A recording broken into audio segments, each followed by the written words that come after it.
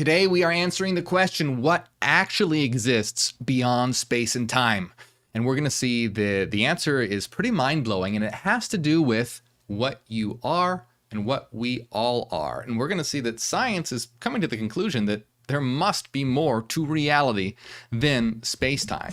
And this is very exciting, my friends, because, we've been saying this for a long time, but it's interesting to see people in mainstream science and psychology and philosophy coming to very similar conclusions, whether it's in neuroscience, where we talk about a lot of things in neuroscience and physics and philosophy, where a lot of people are finally starting to come to these conclusions and these realizations.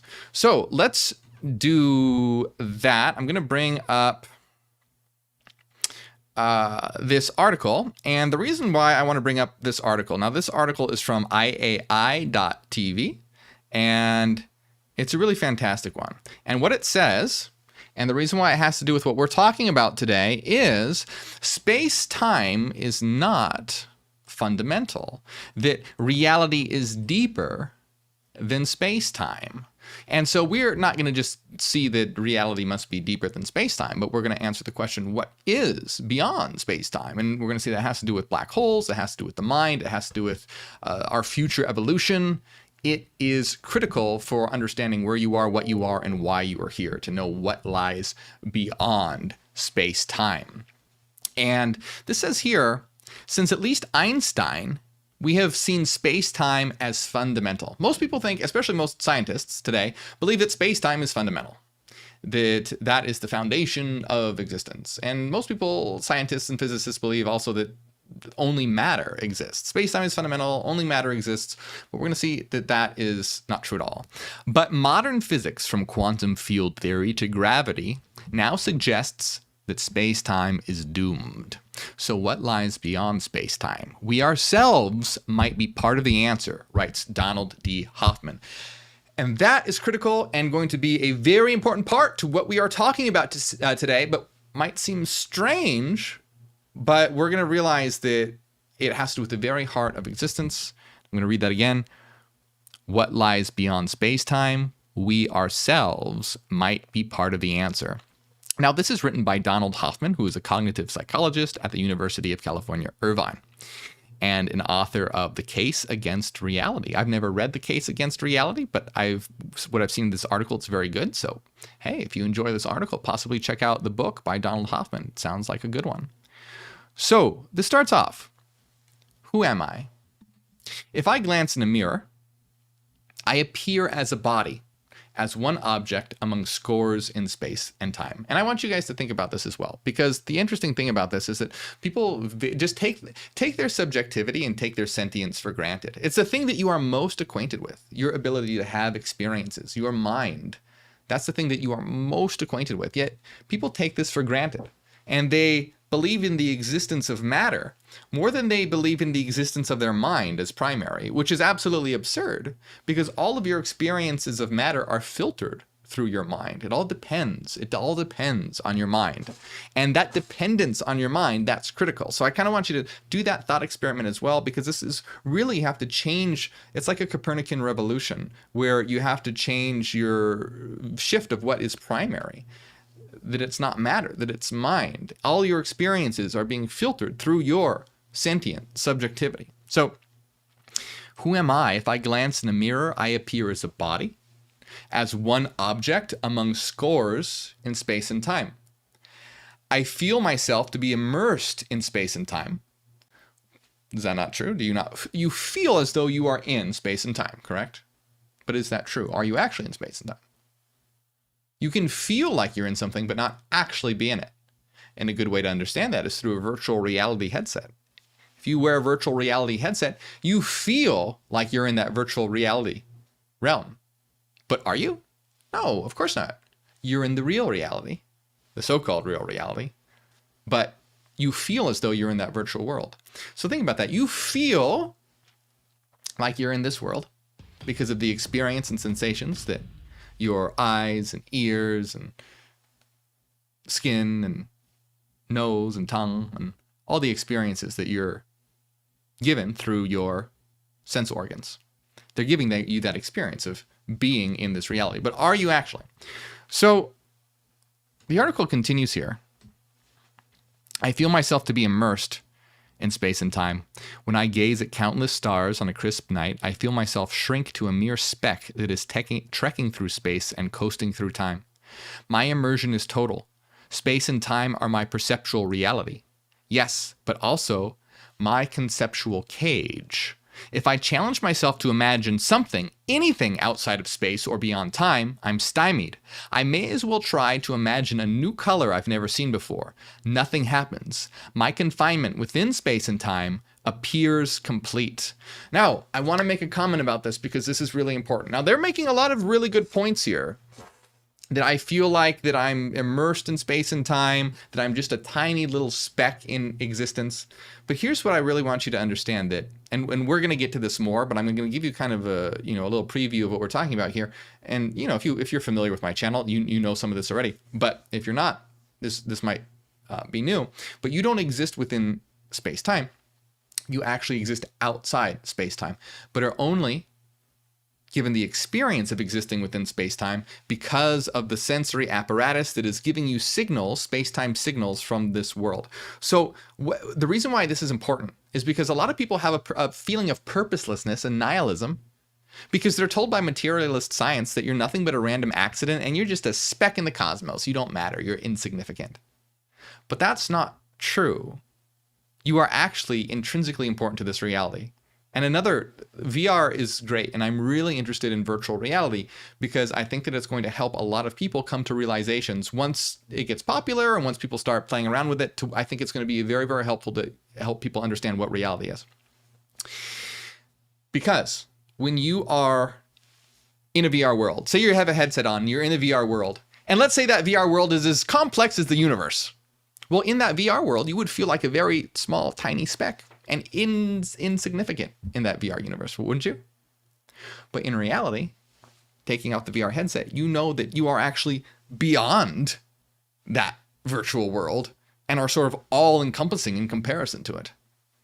And we're going to see that's very similar to what reality is. So another interesting thing says, if I challenge myself to imagine something outside space and time, I can't do it. I might as well try to imagine a new color. Well, here's the thing. You actually can imagine what is outside space and time, and you actually can have an experience of what is outside space and time. And I'll give you an example of that later, but that's something that I think that the individual in the article doesn't quite understand yet because they don't quite know. So the article, this person is going to really talk about why there must be something more than space and time. And then we're going to see what is beyond space and time. And that it is something that you can imagine. Let me actually make a note to myself to remind me to talk about that because I don't want to forget, and that's very important. So we're going to talk about what it is and how you can imagine what is beyond space and time. Let me bring this back up. So it's no wonder that for centuries, science has taken space and time as fundamental. With Isaac Newton, they were fundamental and distinct. With Albert Einstein and his 1905 theory of special relativity, they are fundamental and united in the fusion of space-time. So, as Hermann Minkowski announced in 1908, henceforth space by itself and time by itself are doomed to fade away into mere shadows, and only a kind of union of the two will preserve an independent reality. That union, that fundamental and independent reality, is space-time. We feel its curves as gravity and see its singularities as black holes. The quantum fields of the acclaimed standard model of particle physics are defined over space and time. It's the foundation for the edifice of science and the spin-offs of technology. Now I'm going to go through the rest of this kind of fast because what this article is really about is why there must be something more than space-time. But what I really want to get to you is what is beyond space-time. So I'm going to go this a little faster. If you want to read this for yourself, go to iai.tv. So in 2005, physicists celebrated the centenary of space-time. Then they prophesized its demise. So David Gross, a 2004 Nobel laureate in physics, predicted in his tribute to Einstein that space-time is doomed, that it is not fundamental. And he quoted prominent physicists who agreed. So now you're having physicists saying that space-time's doomed. It's actually not fundamental. So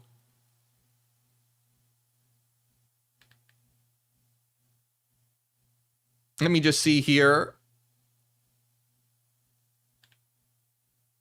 So essentially what happens, okay, I'm going to go through this kind of quick, all right? But the reason why that they are saying that they need to, why spacetime can't be fundamental is that Einstein tells us in a famous equation that energy and mass are the same. That's very important, by the way, and something that most people just skate by.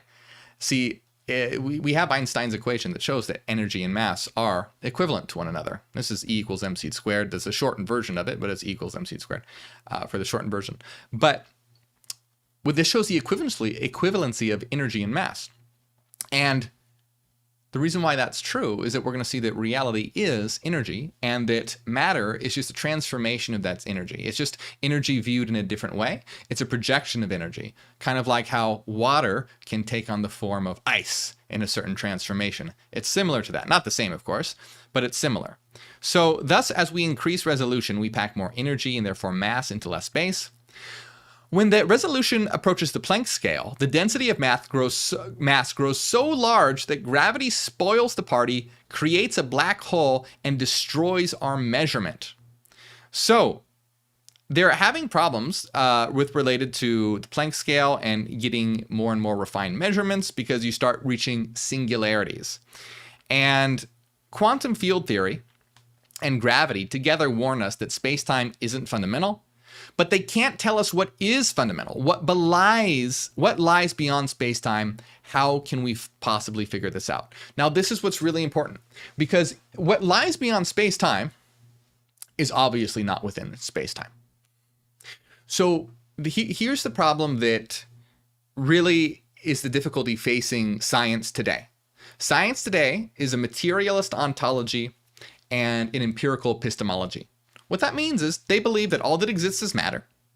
And the way that you know things is through physical experiments. Now, what is the problem with this? Well, if something exists beyond space-time, beyond that which is physical, you obviously can't do a physical experiment on it. So if you're trying to get something that's beyond space-time, you can't do an experiment within space-time to get to it. Do you see the inherent paradox and logical fallacy within the materialism and empiricism within that paradigm for trying to discover something outside of it? It cannot do so. So you'll have scientific materialist empiricists today go, well, there's no evidence for anything that exists outside of space-time. Well, of course there isn't, because you can't do experiments to find something outside of space-time within space-time.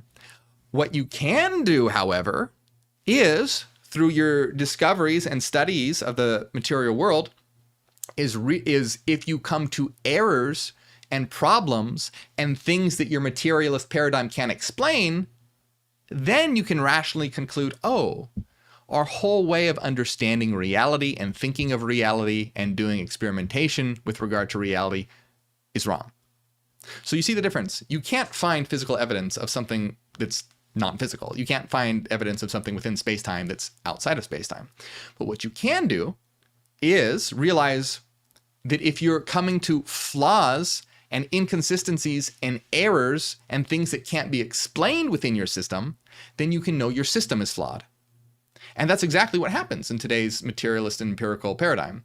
It is littered with inexplicable occurrences. So in both general relativity and quantum mechanics, especially trying to unify gravity with regard to quantum mechanics and general relativity. But in quantum mechanics, there are a plethora of things that cannot be explained through the idea that reality is only matter. So things like superposition, things like collapse of the wave function, the measurement problem, things like quantum entanglement, just to name a few. All these things point to the fact that materialism is flawed. Yet scientists will go, well, there's no evidence for something that exists outside of space-time. Yes, because you see, scientists are very poor at understanding. We'll see, it's going beyond the realm of science. You know what? I'm not going to go there. We have a topic to get to today, and I want to complete it. So we'll talk about that another time. But anyway, it's an important point.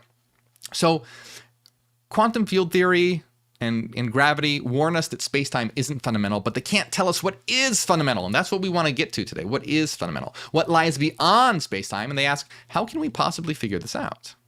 We must take a creative leap. We must propose a new theory with new structures and processes beyond space-time. And that's exactly right. That's exactly right. That's what we've been saying. That's what we want to do. This is fun, exciting, and speculative, but there is a rule. Any theory we propose must project onto space-time. The physics of space-time must arise precisely as a special case of our new theory. Quantum field theory can't say what objects lie beyond space-time, but it can veto bad hunches. And this is a really, really good point, right? So it's saying that our understanding of physics at the moment, our understanding of the way reality works, can't tell us what lies beyond space-time. We need a new way of understanding existence. And that's exactly what we propose. We propose this as a mathematical reality, that it's a rational reality, that's a reality of mind. So we're propagating a new way of understanding reality. Okay, so that's exactly what this person in the article is saying. We need a new way of understanding reality. And that our current physics is not able to accomplish that. However, any theory that we do come up with has to account for the physics we know about in space-time. Meaning in coming up for this new theory, it has to be able to explain the things that we already know. So the physics that we do today can't give us the answer of what is beyond space-time. But it can tell us, when we propose an answer, if that answer may be wrong. Because if the answer that we propose can't explain what we do know, then it is an incorrect answer. So basically, exactly what they're saying is that the physics of today, it can't give us the answer, but it can veto bad ideas. It can tell us things that don't work, because we have to be able to account for. What I mean is, let's say someone comes up with a theory of reality, but it can't explain, why the sun exists and why planets exist. Well, then that's a bad theory, because it can't account for something that we know exists. So the theory that is proposed has to be able to account for everything. And of course, that's exactly what when we propose absolutely does this. So they continue, wait, objects beyond space-time? What could that possibly mean? Everything I've ever seen has been patently inside space and time. Well, of course, that's your body, your mind, or not your mind, your brain, your sense organs are attuned to space-time. They've evolved to give you an experience of space-time. That's exactly what they're for. It's like you put on a VR headset. The VR headset is designed to give you an experience of the VR world. If you're having an experience outside of the VR world, well, then your VR headset is broken. It's bugged. It's faulty. You're letting some of the real world, maybe there's a crack in it and some of the real world is getting in. That's a bad headset. It's broken. It's not working correctly. Well, same thing with our bodies and avatars and our brains and our eyes have evolved to give us an experience of this realm. If we're experiencing a different realm, it's not really doing what it's supposed to be doing. It's not doing what it's evolved to do. But we're going to see that there are ways to bypass this, what's known as brain filter theory, to alter the brain filter. And we're going to see that humanity is actually evolving towards that. And this is something that we talk about in our stage of transitioning to a planetary civilization. One thing is developing technology to be able to alter the filter of the brain and develop tuning. And tuning is what humanity will be able to develop through evolution, through technology, to be able to tune into domains beyond space-time. This is really important, because what space-time actually is, it's kind of like training ground. Space-time is training ground for us as evolving minds, for us to be able to understand what we are, where we are, why we are here. Once we do that, create a planetary civilization, are working together in harmony and synchronicity, are developing technology, understanding these things, we will be able to tune into and discover and create other domains and leave this domain behind. That's when we go from planetary civilization to planetary independence, no longer requiring the space-time domain. Space-time domain is sort of like kindergarten for eternal minds, eternal beings. It's the waiting room, the public pool. It's not. Anyway, let's continue. This is all going to come together. So help with this puzzle comes from an unexpected source, evolution by natural selection. Darwin informs us that our senses evolved to keep us alive until we raise kids. But what if selection did more? Could it shape our senses to report truths about objective reality? Yes, it could, but the probability that it does that is 0. So basically, could our senses evolve to report truths? It could, but that probability is 0. That is the starting verdict of evolutionary game theory, a mathematical formulation of Darwin's insight. Yes, our senses guide adaptive behavior. No, they are not a window on reality. So that basically, your brain has evolved to keep you alive. Your brain has not evolved to show you truth. Also, your brain has not evolved for you to be happy. That's something really important to understand. Your brain has evolved to allow you to survive, not to allow you to be happy and not to allow you to see the truth. Truth and happiness, this is something that we as conscious individuals need to cultivate and transform and go beyond our evolutionary biological models and create better models, better ways of living so that we can acquire happiness, so that we can acquire truth. And that's a really important thing to understand. Now, they are saying that, there is a little caveat to this where the individual is kind of saying, could our senses evolve to show us the truth? Well, the thing is that your physical senses, what they do, are specifically tuned into this reality. When you tune into another reality, when you tune into another domain beyond space and time, you are not using your physical senses anymore. So it's beyond your physical senses. So this isn't entirely correct because you're going beyond your physical senses. What I mean by that is when you go to sleep and dream, and you're having a dream at night and you're experiencing that dream world, what you are doing when you go to sleep and dream are tuning in to your own individual domain and your own individual world. You're changing where you are tuning. So right now, humans basically have two options for tuning. They can tune into the public domain of spacetime, or they tune into their private domain of their own individual dream world. Now, when you do that and you're experiencing your dream world, you think about it that you are seeing, smelling, touching, feeling things in your dream world, but you're not using your eyes, you're not using your hands, you're not using your nose. When you see things in your dream world, your eyes are shut, but you're able to see, not using the faculty of your senses, but another faculty altogether, a faculty of mind. And that's the important thing to understand. It's not really about evolving your senses to see another reality. It's about using the ability to tune, to switch into a completely different domain where you're not even using your physical senses anymore. It's like taking off the VR headset. You're not trying to adjust the VR headset to get it to see into it's taking the VR headset off or tuning in to another domain entirely, not trying to tweak it so to see something in the VR world. No, the whole VR world itself is that simulated reality. It's its own domain. So you can't get to another domain just by trying to adjust within that domain. You need to tune into a completely other domain entirely. It's like switching TV shows. You're completely switching over. You're not trying to access one TV show through another TV show. So you don't want to access another domain through another domain. It's going to be all, if you try and do that, it's going to be, very, very, you're going to have problems. It's going to be very garbled. So, but let's continue here. So what are they? Talking about your senses. They're an adaptive fiction. A helpful metaphor is virtual reality. Yeah, nice. So they're talking about VR. So suppose you're playing Grand Theft Auto in VR and you're seated in your ride. You see a dashboard, a steering wheel on the road ahead. You turn your headset to the right and see a red Ferrari. To the left, you see a green Porsche. In reality, as you play the game, you're toggling millions of voltages each second in an unseen supercomputer. There really isn't a green Porsche in that computer. The Porsche, your dashboard, and all that you see is a fiction that helps you play the game.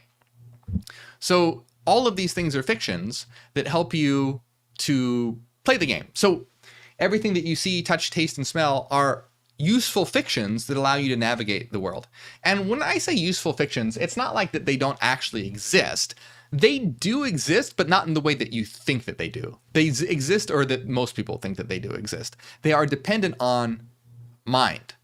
And anyway, that's what evolution did for us. Space, time, and physical objects are just our VR headset.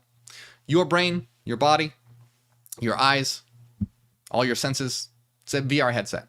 So they let us play the game of life, blissfully ignorant of the nitty-gritty of a reality beyond. And I really love this. Do you see how, for those of you who watch my channel, you'll see that we talk about this stuff all the time. And it's really cool to see someone in, mainstream, contemporary, academic circles talking about this sort of thing. And it's really, really cool. This is something that we've been talking about. Now, of course, this is really, information that's been existed throughout time. So it's kind of like, yeah, about time to get to it, but it's nice to know that it's catching up. So evolution agrees with physics that space-time is not fundamental, but evolution offers a metaphor. Space-time is just a headset by which we interact with an unseen reality. Science until now has only studied the contents and format of our headset. It's time for science to remove the headset and venture beyond. And that's exactly right. And that's what science refuses to do, because they're stuck in that dogmatic ideology of everything must be physical and I have to be able to touch it, taste it, smell it for me to know that it's real. Well, no, that's a dogmatic belief. And we need to rise above this dogmatic belief and realize that it can't tell us what reality is, but we can use our minds to understand what existence is. We can know what existence is rationally. We can sort of couple our intuition and reason together to give us a clear picture of what existence actually is. So what existence actually is and what exists between space and time is mind, the domain of mind. It is a frequency domain, a domain of frequency. And we can know that through Fourier mathematics, we can take frequency or mind and create a space-time projection. So basically, space-time is mind that has been externalized. It's a different way of viewing mind, kind of like how ice is a different way of viewing water in a certain way. You can melt down the ice back into water, and you can make the water into ice. Same thing with mind and matter. You can take the mind and have it have the transformation of matter, and then have the matter be a transformation of mind. So what actually exists are eternal mathematical frequencies, and every single one of us are an eternal mind.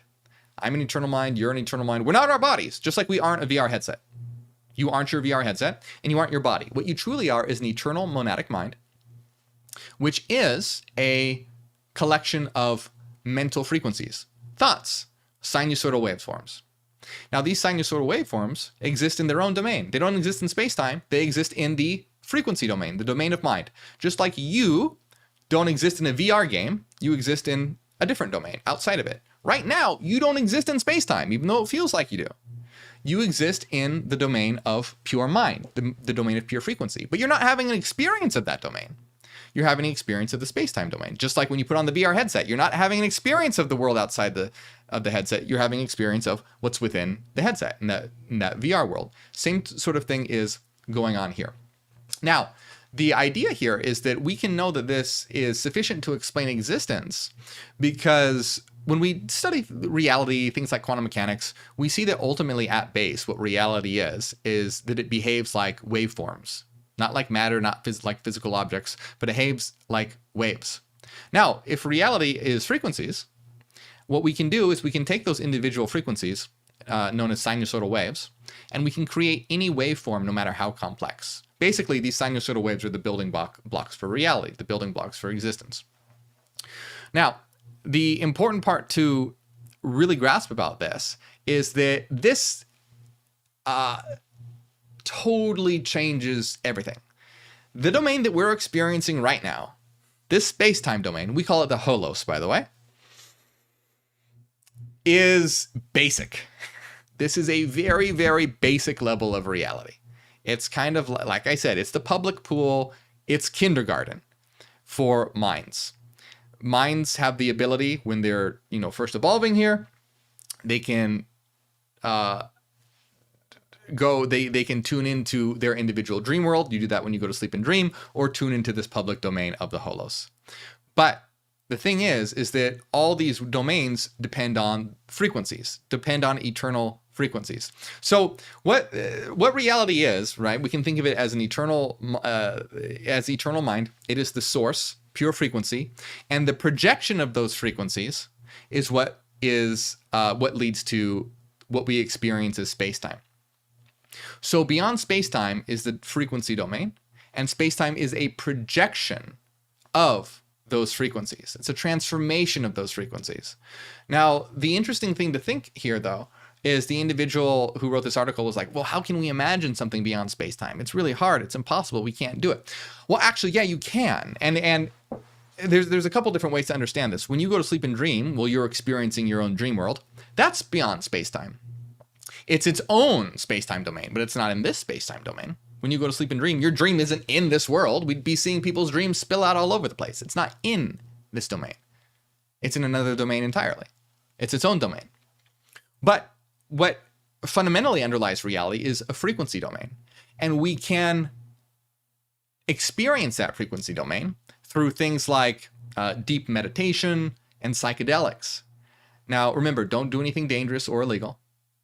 But when you're having an experience, say, in psychedelics, where you are seeing beautiful mathematical patterns, that is extremely likely an experience of the frequency domain. Because what you're experiencing is a domain of frequencies. What you're experiencing is a completely different way of looking at reality, composed of frequencies rather than a domain of, and anyone that has, experienced a very deep psychedelic trip will be able to understand what I'm talking about. You are transported into a domain of mathematical, where you are witnessing mathematical pattern. And it's brilliant, it's beautiful, it's astounding, it's mind-blowing, but your experience, very likely, this is an experience of the frequency domain. Now, the reason why this opens up a world of possibilities is because this reality is the generation of our constituent frequencies. It's dependent upon us. So we are at the very heart of reality because we are the building blocks of reality in that we contain those sinusoidal waveforms. Those sinusoidal waveforms combine to give rise to the space-time domain. But here's the interesting thing, is that within, this is a particular space-time domain, and then beyond that is the frequency domain, which this domain depends on. It's kind of like the code. If you think of this as the video game world, the frequency domain is kind of like the computer programming on which the game relies. Kind of like that. Not exactly like that, but kind of like that.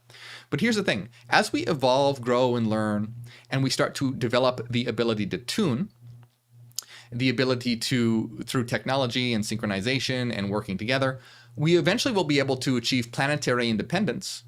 And planetary independence is when we can create our own collective frequency domain. And so we create our own collective frequency domain, which has its own projection.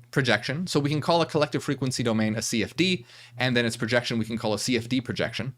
So we can create our own collective frequency domain, and its CFD projection is its own collective dream world. So we will be able to create our own universe, so to speak, by understanding the ability to tune, to work together in synchronicity and harmony, to be able to build that world, to be able to build that collective frequency domain. So we will reach a point where we're not even dependent on the planet anymore. The planet has served its purpose. We've learned what we are, where we are, why we're here. We've developed technologically, we've developed through evolution, we've synchronized, and we're acting as a sub-network mind. And then we will be able to create our own collective frequency domain and its projection, which is our own universe, which is our own collective world that we will then be able to explore and create there, rather than in this public setting. We're kind of like moving to our own private world now, where we can continue to evolve, grow, but it's on a completely other level at that point. Now, the interesting thing to think about that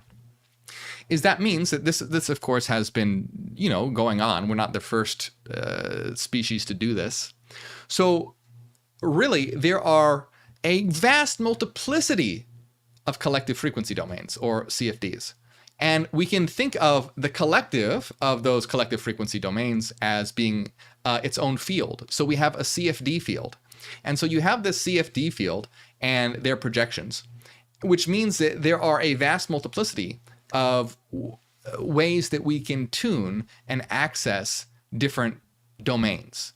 Meaning that, again, this space-time, people think, oh, we're so advanced, and they think that the universe is so vast, and it is, and it's amazing, and it's complex, but the physical universe is just, it's training wheels, it's training ground. There is so much more. It's kind of like thinking that there's only one TV show and just getting obsessed with that TV show, and you've only watched one TV show your entire life.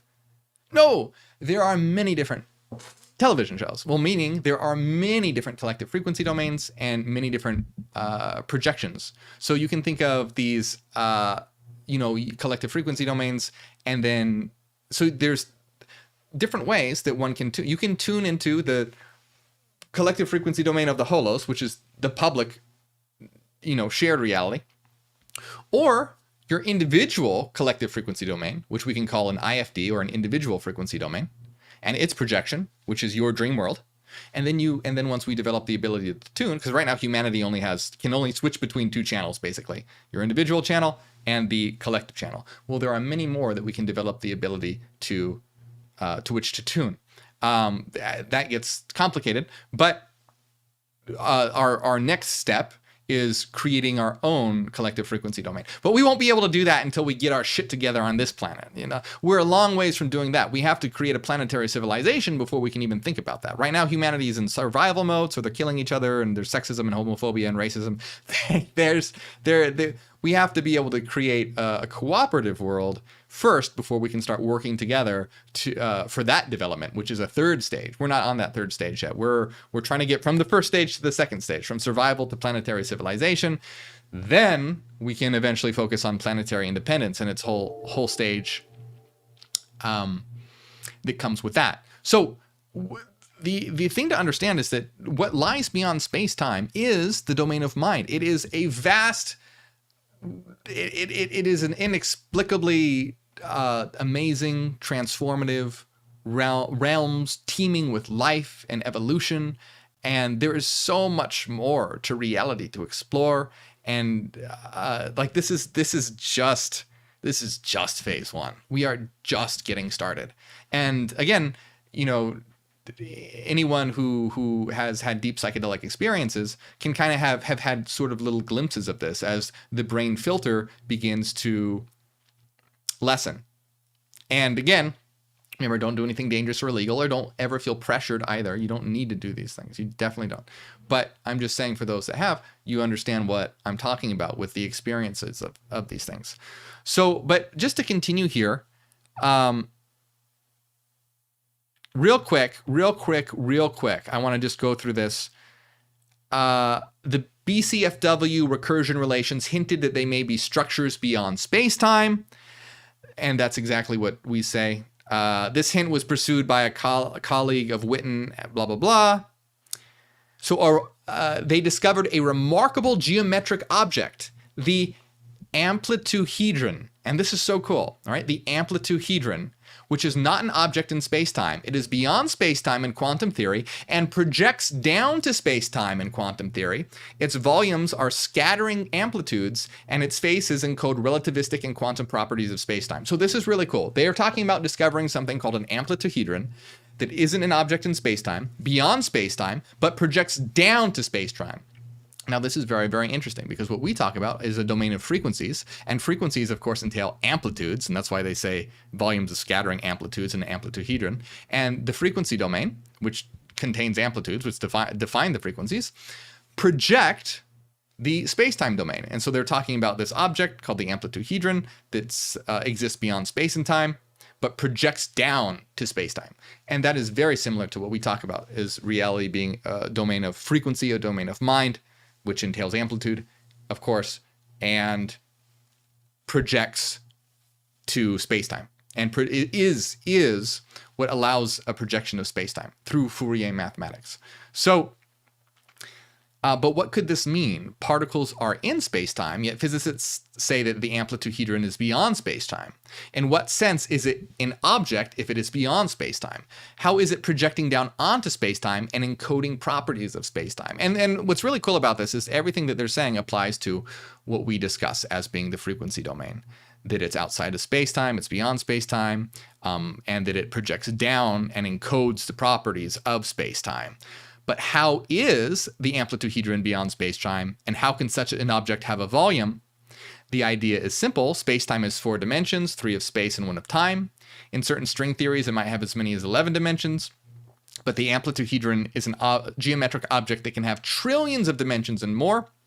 And these dimensions are not about space and time, but about something else that physicists have not figured out yet. And this is also what's extremely interesting, because it says that they are not about dimensions that physicists have figured out yet. So they're not about space and time. And this is what, again, maps very, very well into what we talk about, because it's not space and time, it's frequency. These are dimensions of frequency. It's a frequency domain. They are, you could call them frequency dimensions, not dimensions of space and time, but dimensions of frequency. And they're talking about it having trillions of dimensions and more. Well, the thing that's really interesting is that when you look at Fourier mathematics, and Fourier mathematics is what allows you to project frequency domain information into space-time information. So what it actually does is it uses infinite dimensions, because mathematically speaking, okay, there's different. So I want to be clear. There's different ways of talking about dimensions, and it gets really muddied because of semantics, and people mean a lot of different things when you talk about dimensions. But if you are talking about it in the strict mathematical sense of dimensions, then you are using, through the addition of sinusoidal waves, you are going through a vast multiplicity, infinite dimensions, which is necessary for how Fourier transforms work. You have to be, that's the whole reason why the Fourier transforms work, because you're dealing with orthogonality. And since you're dealing with orthogonality, you have to be able to have all these different dimensions to be able to properly encode these sinusoids or combine these sinusoids to be able to make a space-time transformation. Now, I want to say a real quick caveat that I'll have to do a whole live stream about that at some time, because that's a whole topic unto itself. And I know that a lot of people can misunderstand what I'm saying. When I say infinite dimensions, I'm not talking about probably what most people are thinking. Okay, I'm not. It's having to do with a mathematical concept. It has to do with orthogonality. It has to do with like a strict mathematical definition.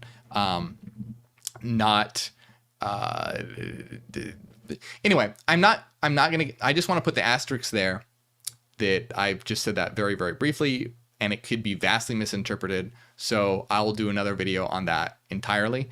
But it has to do with the properties of orthogonality, not like how people would imagine or think that a dimension is. Anyway, I'm going to move on from that because we can get too distracted.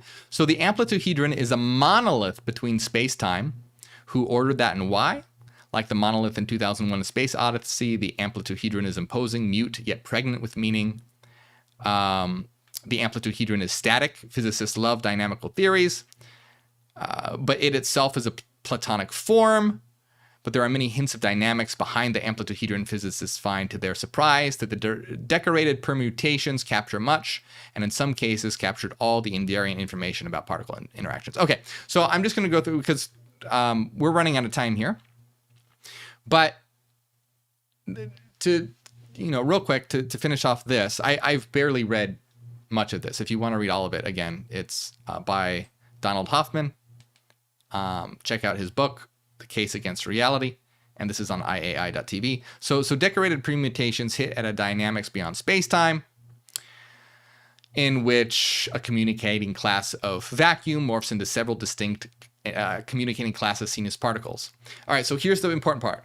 But dynamics of what and to what end? Perhaps it's a dynamic of conscious units, with some units interacting via a space-time interface. Okay, that's exactly what we talk about, because we are all eternal minds, which are individual units, and our internal frequencies are what give rise to the projection of space-time. So our interactions is what give rise to space-time.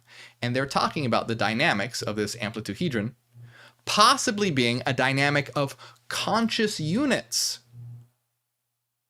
and interacting units. Fortunately, the search for what lies beyond space-time has been engaged by a growing band of intrepid explorers. Their forays may yet stumble across an answer to our first question: who am I? Not an object in space-time. And that's absolutely right. You're not an object in space-time. You are this interacting, conscious, dynamic unit that they refer to here. Now, I'm not saying that this theory of amplituhedron is exactly right, or that it's exactly like what we talk about, or anything like that. I'm not saying that. But I'm saying the brief things that they mention about it here have a lot of similarities to what we talk about. And they come to some very interesting conclusions about space-time being a projection and that it's a dynamic of conscious units. And that's exactly, or not exactly, but it's very similar to our position that reality is populated by what we are, eternal monadic minds, beings of frequencies, and our frequency interactions is what gives rise to the space-time domain. Evolution occurs in the space-time domain, which give rise to bodies, and then our bodies allow us to localize in this domain, have experiences of this domain, and be able to interact together in this domain, as they say here, via a space-time interface.